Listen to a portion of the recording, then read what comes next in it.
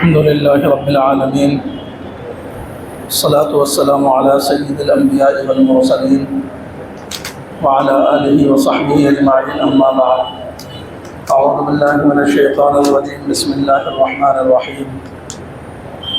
إنا أنزلناه في ليلة القدر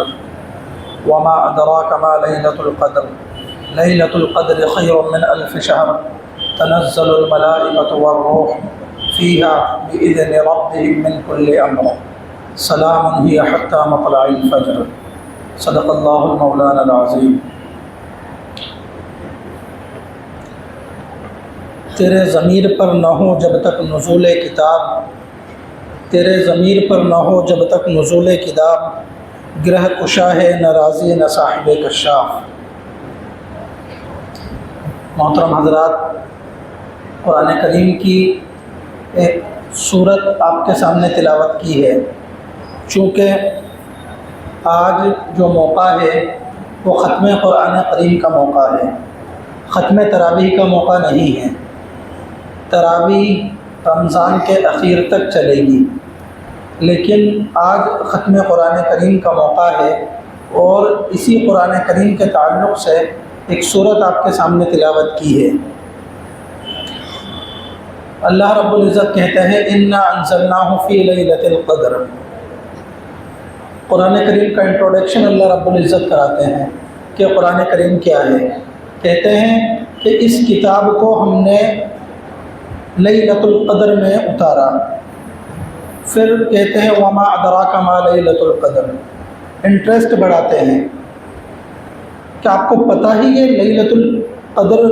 ہم جو کہہ رہے ہیں یہ چیز کیا ہے، کتنے اہم چیز ہے. ایسا نہیں ہے کہ بس کہہ دیا لیلۃ القدر اور سننے والے نے سن لیا، بلکہ یہ اور راتوں سے ایک الگ رات ہے. پھر کیا ہے وہ بتلاتے ہیں کہ لیلۃ القدر خیر من 1000 شہر، کہ لیلۃ القدر جو ہے یہ 1000 مہینوں سے بہتر ہے. 1000 راتوں سے بہتر نہیں کہا، 1000 مہینے. ایک مہینے میں ایوریج اگر 30 دن بھی ہوتے ہیں تو آپ 1000 مہینے لگائیں، لاکھوں دن ہوں گے. اس ایک رات کے تعلق سے اللہ رب العزت نے کہا گویا کہ یہ ایک رات 1000 مہینوں کی لاکھوں راتوں سے زیادہ بہتر ہے. اور کیا اسپیشل کام اس رات میں ہوا ہے؟ ایک تو یہ ہوا ہے کہ قرآن کریم اللہ رب العزت نے اس رات میں اتارا ہے. دوسرا تنزل الملائکۃ والروح فیہا. اور اتارا ایسا نہیں کہ اللہ رب العزت نے ایک ٹیکسٹ بک تیار کی، ایک لکھت روپ میں ایک لیکھ تیار کیا اور دے دیا کہ لو نبی جی اس کو پکڑ لو. ایسا نہیں، بلکہ ایک پورا ڈیکورم مینٹین اللہ رب العزت نے کیا. تنزل الملائکہ، جب قرآن آتا ہے تو فرشتوں کی بڑی تعداد قرآن کے ساتھ اترتی ہے. اور والروح فیہا، جبریل امین خاص طور پر ان فرشتوں میں ہوتے ہیں جن کو روح القدس اور روح الامین کہا جاتا ہے. بِإِذْنِ رَبِّهِمْ، ہر کہیں سے نہیں لاتے اور کبھی بھی نہیں لاتے. ایسا نہیں کہ اللہ کو پتہ نہیں ہے وہ لے آئے، بلکہ اللہ کی اجازت اور اللہ کے اذن اور حکم سے لاتے ہیں. سلام ہی حتی مطلع الفجر. پھر آگے کہا کہ جب تک صبح کا وقت نہ ہو، جب تک صبح صادق نہ ہو، اس وقت تک سلامتی ہی سلامتی اس رات میں پھیلی رہتی ہے. تو یہ قرآن کریم اللہ رب العزت نے جس رات میں اتارا، اس قرآن کریم کی برکت سے اس رات کو اللہ رب العزت نے 1000 مہینوں کی لاکھوں راتوں سے افضل ترین بنا دیا ہے. پھر یہ رات رمضان میں اللہ رب العزت نے ہمیں عطا کی کہ یہ رمضان المبارک میں آئے گی. سب سے بڑا انعام کہ اللہ رب العزت نے ہمیں رمضان دیا اور ہر ایک عمل کے اجر کو 700 گنا تک بڑھا دیا. اور پھر خاص طور پر اس رمضان میں تراویح والا عمل اللہ رب العزت نے ہمیں دیا، تراویح کی عبادت ہمیں دی. حدیث شریف میں آتا ہے نبی کریم صلی اللہ علیہ وسلم نے فرمایا ان اللہ فرض صیام رمضان وسننت لکم قیامہ، کہ اللہ رب العزت نے رمضان کے روزوں کو فرض کیا ہے، اور میرا طریقہ یہ ہے کہ رات کو تراویح رمضانوں کے اندر پڑھی جائے، تو ہمیں اس بات پر شکر ادا کرنا چاہیے کہ اللہ رب العزت نے رمضان المبارک کے روزے رکھنے کی توفیق عطا فرمائی اور آگے رکھنے کی توفیق عطا بھی فرمائے۔ جو ہم نے کیا ہے، جیسا ٹوٹا پھوٹا کیا ہے، اس پر ہمیں اللہ رب العزت کا شکر ادا کرنا چاہیے، اور جو کرنا ہے اس کے لیے توفیق کی دعا کرنی چاہیے۔ اس پر بھی شکر ادا کرنا چاہیے کہ تراویح کے اندر اس قرآن کو سننے کی توفیق اللہ رب العزت نے ہمیں دی،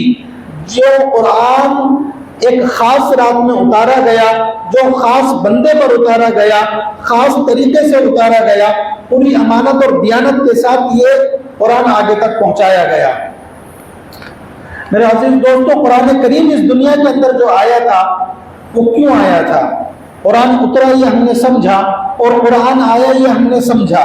لیکن کوئی انسان اگر کہیں 5 منٹ کے لیے بھی جاتا ہے تو وہ جانے کا ایک مقصد ہوتا ہے، وہ بے فائدہ اپنی گاڑی کا پیٹرول بھی نہیں جلاتا۔ اللہ رب العزت جو اس پوری دنیا کے، پوری کائنات کے کریٹر ہیں، ڈیزائنر ہیں، خالق ہیں، مالک ہیں، وہ اس قرآن کو اتار رہے ہیں اور بغیر کسی مقصد سے اتارے، یہ تو ناممکن ہے، یہ نہیں ہو سکتا۔ مقصد کیا تھا کہ ایک سماج کو تبدیل کرنا، سماجک تبدیلی کے لیے قرآن کریم آیا، سماج کو ڈیولپ کرنے کے لیے قرآن کریم آیا، اور جو ظلم اور ستم کا جو ماحول چل رہا تھا اس ماحول کو ختم کرنے کے لیے، انصاف کو عام کرنے کے لیے، مظلوموں پر ہونے والے ظلم کو ختم کرنے کے لیے، ظالموں کو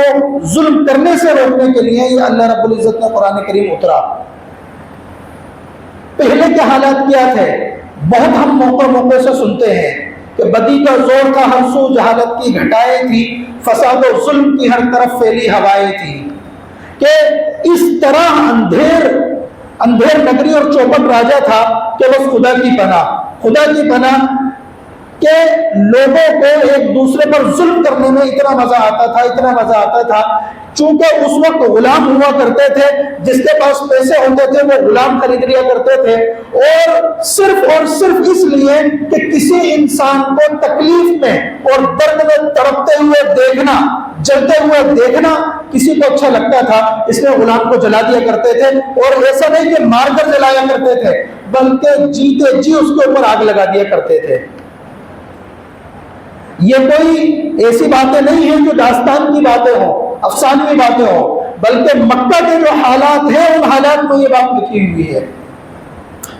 کہ اس طرح سے عام انسانوں کو جلا دیا جاتا تھا، غلاموں کو جلا دیا جاتا تھا، مظلوموں کے اوپر ظلم کرنا یہ فخر کی بات سمجھی جاتی تھی، عورتوں کے اوپر ظلم کرنا یہ بالکل عام ہو چکا تھا، سماج میں ہر اینگل سے عورت کو دبایا جا رہا تھا، حتیٰ کہ یہ مینٹلٹی اس سماج کی بن چکی تھی کہ اگر کسی کے گھر کے اندر بیٹی پیدا ہو گئی تو وہ اس بات سے شرماتا تھا کہ سماج کے اندر مجھے کوئی بیٹی کا باپ کہے، یہ مجھے منظور نہیں ہے، بلکہ بیٹی کا باپ کہلانا سماج کے اندر فخر سمجھا جاتا تھا، بیٹی کا باپ ہونا وہ آدمی چھپا پھرتا تھا اور یہ کہتا تھا کہ صاحب داماد کسی کو، میں کیسے اپنا داماد بناؤں کسی کو،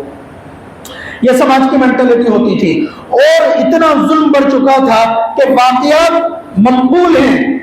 ایسے لوگ بعد میں مسلمان بھی ہوئے کہ جن کا کہنا یہ تھا، جنہوں نے یہ داستانیں بیان کی کہ میری بچی تھی اور وہ بچی چلنے پھرنے کے قابل ہو گئی، وہ چہچہانے کے قابل ہو گئی، اور وہ چنچل ہو گئی کہ اس کو گھر میں دیکھ کر اچھا لگتا تھا، لیکن بیٹی تھی، میں اس کو لے کر گیا، ایک فاوڑا میں نے اپنے ساتھ لیا اور میں زمین پہ کھڑا کھودنے لگا، وہ کھٹا میں اسی کے لیے کھود رہا تھا، اور میرے بدن پر اور میرے کپڑوں پر لگنے والی مٹی کو وہ بچی میرے بدن سے ہٹا رہی تھی، اور جب میں نے اس بچی کو اس کھڈے کے اندر ڈالا ہے اور زندہ میں نے دفن کیا ہے، وہ بچی یوں کہہ رہی ہے میرے باپ مجھے دفن مت کرو، میرے ابا مجھے دفن مت کرو، میں اپنے روٹی اور کپڑے کے لیے آپ پر بوجھ نہیں بنوں گی۔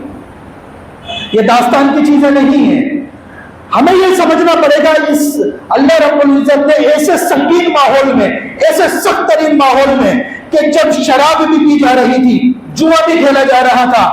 ایک دوسرے پر ظلم بھی کیا جا رہا تھا، قتل اور غارت گری عام ہو چکی تھی، ڈکیتی عام ہو چکی تھی، لوٹ مار عام ہو چکی تھی، لڑکیوں کا میراث سے حق کیا لڑکیوں کو خود کو سماج سے غائب کر دیا جاتا تھا، ان کو ختم کر دیا جاتا تھا۔ ایسے موقع کے اندر آپ ایک بار ان حالات کو سوچئے، امیج کریے کہ کیسا انارکی کا دور ہوگا اور کس طرح کا بالکل ابلتا ہوا جلتا ہوا سماج ہوگا اور کس طرح ترقی ہوئی انسانیت ہوگی۔ اس موقع پر اللہ رب العزت نے اپنے نبی کو جو پیغام دیا تھا وہ نبوت کا پیغام تھا،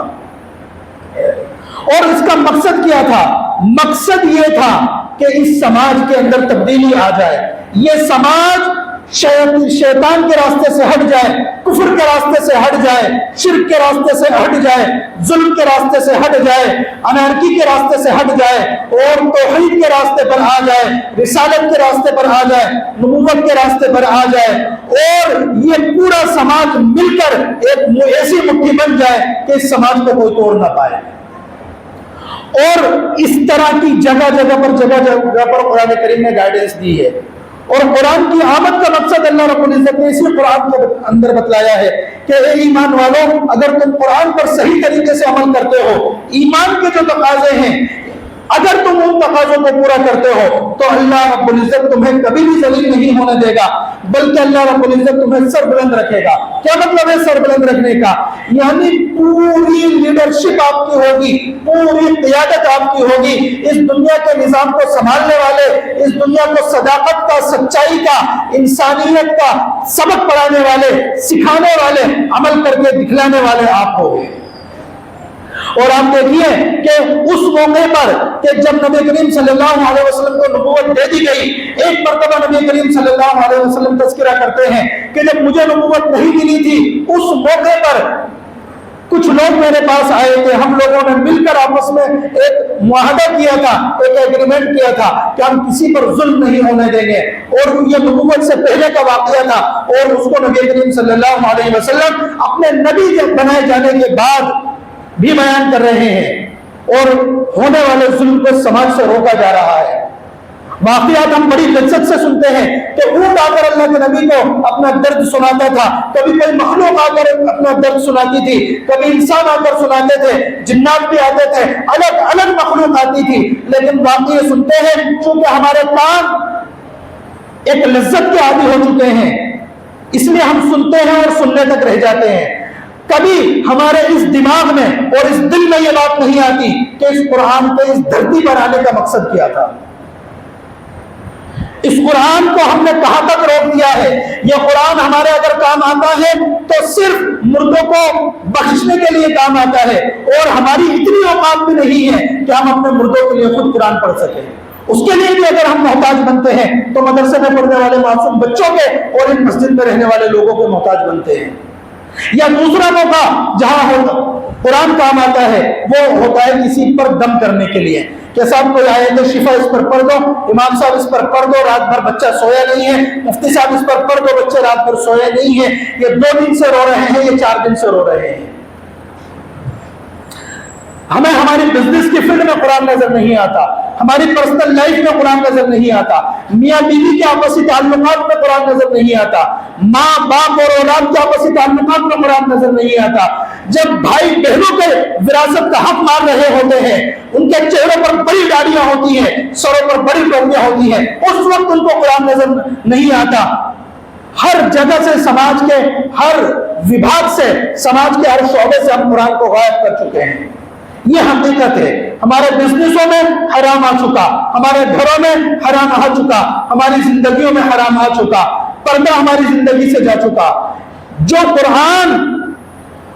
اس لیے آیا تھا کہ سسکتی ہوئی انسانیت کو سہارا دے دے، اس قرآن کو مکمل طور پر ہم بھلا چکے ہیں۔ جو قرآن اس لیے آیا تھا کہ قوم مسلم پوری ایک مٹھی بن جائے، اس قرآن کو ہم بھلا کر آپس میں علاقوں کے نام پہ، برادریوں کے نام پہ بٹ چکے ہیں۔ یہ منیہار، یہ قریشی، یہ قیام خانی، یہ فلاں خانی، یہ فلاں، یہ فلاں، یہ فلاں۔ قرآن نے کہا تھا یا ایھا الذین آمنوا، قرآن نے یہ کہہ کر آپ کو خطاب نہیں کیا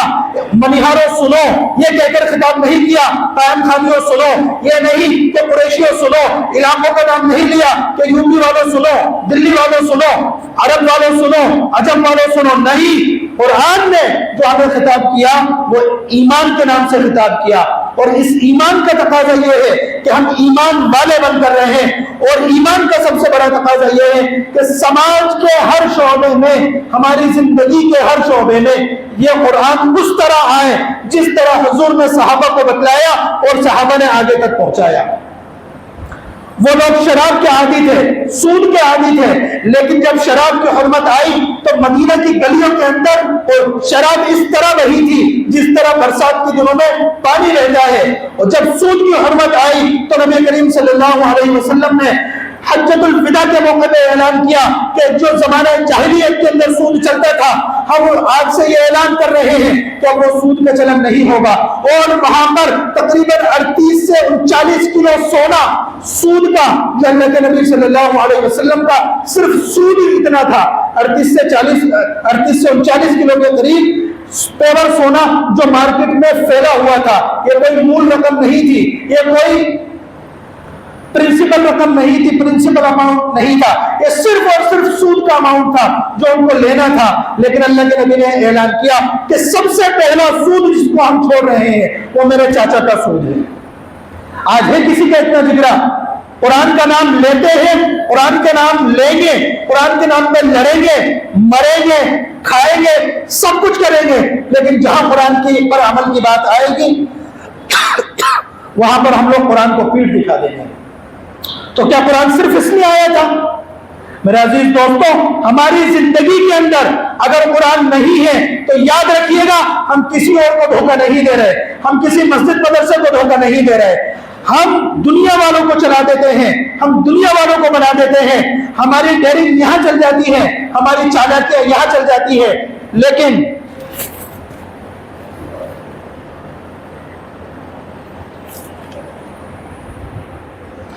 جس اللہ نے ہمیں بنایا ہے، ہمیں پیدا کیا ہے، اس کے سامنے چالاکیاں نہیں چلیں گی، اور صرف ایک آنکھ بند ہونے کی دیر ہے۔ آنکھ بند ہوتے ہی اللہ رب العزت کے سامنے پیش ہونا ہے، اور قبر کے اندر جب پہنچیں گے ساری کلی کھل جائے گی، وہاں کوئی حاجی کہہ کر نہیں بلایا جائے گا، کسی نمازی سے نہیں کہا جائے گا کہ نمازی صاحب آ جاؤ، کسی عالم صاحب سے نہیں کہا جائے گا کہ عالم صاحب آ گئے آپ مبارک ہو۔ وہاں پر ایمان کی بنیاد پر سوال ہوگا، وہاں پر قرآن کی بنیاد پر سوال ہوگا، وہاں پر زندگی کے جو اعمال ہیں ان کی بنیاد پر سوال ہوگا۔ اس لیے ہمیں یہ سوچنا چاہیے کہ کیا یہ قرآن جیسا قرآن کا حق ہے ویسا ہم ادا کر رہے ہیں، جیسا ایمان کا حق ہے کیا ویسا حق ہم ادا کر رہے ہیں، کیا جیسا آپسی بھائی چارے کا حق ہے کیا ہم ویسا حق ادا کر رہے ہیں۔ یہ کسی اور کے سوچنے کی بات نہیں ہے، یہ ہمارے سوچنے کی بات ہے۔ آج قرآن کو چھوڑنے کی وجہ سے ہمارے سماج میں برائیاں بڑھتی جا رہی ہے، جہیز عام حال ہو چکا ہے، اور اس کی وجہ سے بچیاں خودکشی کر رہی ہیں۔ جب یہ قرآن آیا، اللہ رب العزت نے سب سے پہلی جو آیت اتاری تھی اس کے اندر اپنے نبی کریم کو کہا تھا نبی پڑھو۔ نبی کہہ رہے رب پڑھنا نہیں جانتا، پھر بھی کہہ رہے پڑھو، ہم سکھا رہے ہیں پڑھنا۔ آج سب سے زیادہ جہالت اگر کسی قوم میں ہے، جس قوم کی بسم اللہ ایجوکیشن سے ہوئی، جس قوم کی شروعات تعلیم سے ہوئی، جس قوم کا فرسٹ پوائنٹ شکشا تھا، آج وہ بالکل لاسٹ پوائنٹ پر کھڑی ہے۔ آج وہ قوم اس قابل نہیں ہے کہ ہم لوگ اپنے فارم کو خود نہیں بھر سکتے۔ آج ایسا ہم نے تعلیم کو چھوڑا، بالکل جو قرآن کی بسم اللہ تھی، جبریل لے کر آئے اقرا بسم ربک الذی خلق، آج ہم اس کو چھوڑ چکے، اس کا نقصان ہم اٹھا رہے ہیں۔ یہی وہ تعلیم تھی کہ جس کی جو تعلیم میں آپ کو بتلاتا ہوں کہ تعلیم کی اہمیت، ایک تو یہ کہ قرآن کی شروعات تعلیم سے ہوئی، دوسرا جو اسلام کی سب سے پہلی جنگ ہوئی جنگ بدر، اس جنگ کے اندر کئی لوگوں کو قید کیا گیا، مشورہ کیا گیا کہ ان لوگوں کا کیا کرنا ہے۔ یہ تو اس لیے آئے تھے کہ مسلمانوں کا خون کیا جائے، ان کا خون بہایا جائے۔ الگ الگ رائے آئی، کسی نے کہا اللہ کے نبی کو قتل کر دیجئے، کسی نے کہا ان سے اماؤنٹ لیجئے، جرمانہ لیجئے، چھوڑ دیجئے۔ اللہ کے نبی کو وہ رائے پسند آئی کہ ان سے تعلیم سیکھی جائے، اور اس موقع پر جس موقع پر مسلمانوں میں غربت تھی، جس موقع پر مسلمانوں میں مفلسی تھی، جس موقع پر مسلمانوں کے پاس قسم کرسی تھی، اس موقع پر اللہ کے نبی نے کہا تم میں جو کچھ جانتا ہے وہ مسلمانوں کو سکھائے، یہی اس کی آزادی کا فدیہ ہے، ہم اس کو قتل نہیں کریں گے۔ اور وہ تعلیم آگے چلتی رہی، اور وہ ایسی تعلیم چلی کہ پوری دنیا کے اندر جو مسلمز کا ورچسو بنا تھا، جو لیول بنا تھا، جو مقام بنا تھا، اس کے اندر ایمان، اخلاص، ایمان، اللہ پر یقین کے ساتھ جو ذریعہ تھا وہ تعلیم تھا۔ آج ہم اتنے نکمے ہو چکے ہیں، اتنے لاچار ہو چکے ہیں کہ ہمارے پاس نہ تو اچھے ڈاکٹرز ہماری قوم کے ہیں، نہ اچھے ایڈوکیٹس ہمارے قوم کے ہیں، نہ اچھے ٹیچرز ہمارے پاس ہیں، نہ ہمارے پاس، یعنی آپ کہیں بھی دیکھ لیجئے ہمارے پاس ایسا معاملہ نہیں ہے کہ ہم کسی بھی چیز میں خود کفیل بن رہے ہو، بلکہ ہماری کنڈیشن یہ ہے کہ ہم محتاج ہو چکے ہیں، بھکاری ہو چکے ہیں۔ اس لیے ہمیں یہ سوچنا پڑے گا کہ یہ قرآن اس دنیا میں کیوں آیا اور کس مقصد کے لیے آیا۔ آج ہم یہ نیت یہاں پر کریں کہ قرآن پہ صرف تلاوت تک ہم اپنے آپ کو نہیں روکیں گے، بلکہ قرآن کو ہم اپنی زندگی کے اندر لائیں گے۔ کرتے ہیں سب اس کی نیت۔ اور قرآن پہ عمل صرف رمضان میں نہیں ہوگا، پورے سال میں ہوگا، مارکیٹ میں بھی ہوگا، گھروں میں بھی ہوگا، شادیوں میں بھی ہوگا، موت میت میں بھی ہوگا۔ اس کی نیت کر جائیں۔ اللہ رب العزت صحیح معنی میں اس قرآن کو سمجھنے کی توفیق عطا فرمائے اور سمجھ کر قرآن پر عمل کرنے کی توفیق عطا فرمائے۔ وآخر دعوانا الحمدللہ رب العالمین۔